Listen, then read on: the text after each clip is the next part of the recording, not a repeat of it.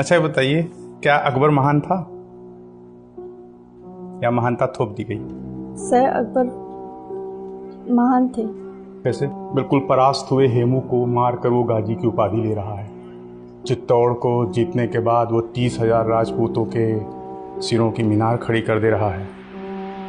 उसके हरम में 3,000 से भी ज़्यादा महिलाएं हैं और उसमें से सबसे कम उम्र की जो उसकी पत्नी है 14 से 15 साल की है ना।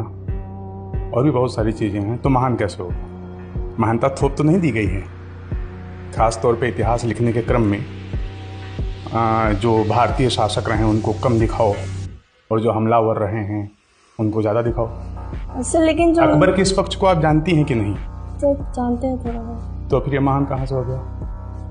मतलब वही इतिहास पढ़ा है जो एनसीईआरटी लिखा रही है। अभी हाल ही में एक रिट दायर हुई जिसमें लिखा गया था कि औरंगजेब ने मंदिरों का निर्माण कराया, मंदिरों को सुरक्षा दी, लेकिन जब रिट दायर करके पूछा गया कि इसका स्रोत क्या है तो एनसीईआरटी नहीं बता पाई।